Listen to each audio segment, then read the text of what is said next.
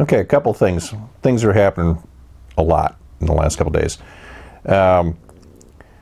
One of the doctors that Trump surrounds himself at the briefings, Dr. Birx, has essentially admitted that all, and I said this before, I said this the last time I was on video, said that all of the, anybody who dies who has the coronavirus on them, in their system, is considered a coronavirus death.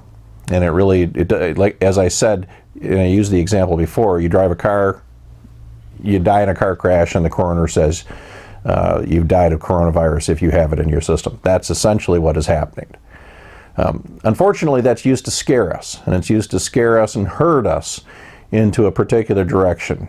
So that's something to consider. We need to be very vigilant and not be so fearful. We are not sheep. We should not be sheep anyway.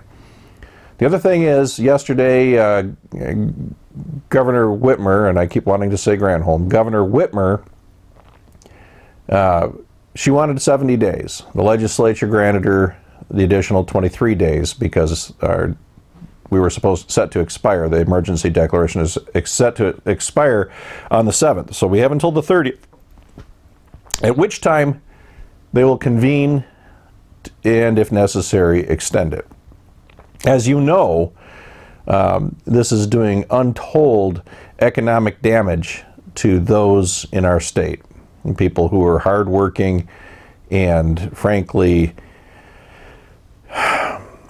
you know, after seeing all the hope that Donald Trump had brought with a booming economy, they're seeing it taken away from them, and the whim of a governor who, frankly, is more dangerous than the virus itself. And speaking of that, so let's go back to those numbers that are inflated. How many people are really dying?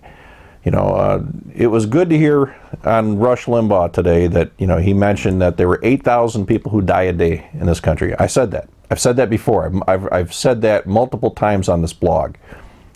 That is a fact, okay? 8,000 plus people die a day, and we haven't even hit 2%.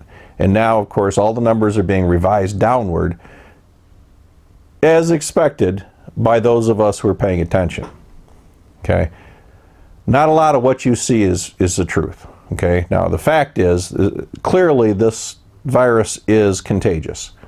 How dangerous it is another matter. And that gets us back to Governor Whitmer, who originally said that hydroxychloroquine was dangerous, or was not to be used, or at least her administration did, okay?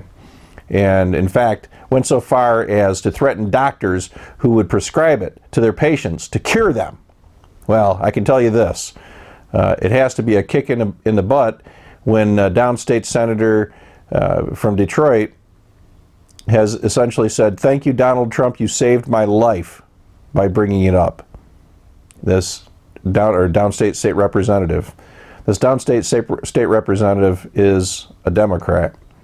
She has no reason to boost Trump's ratings. She knows what she experienced. In 2 hours after taking the medication, her symptoms went away. It works. Which is really strange because on the CDC they've taken it off as an approved FDA drug. We're in trying times. We're being tested, folks. In any event, keep it together. I'm not going to make this long. Just keep it together. Stay focused on holding yourself together until we get back to work. And don't be afraid to call your legislators. Don't be afraid to call the governor's office. And don't be afraid to put the pressure on where you need to put the pressure on. Stay safe, be strong. God bless.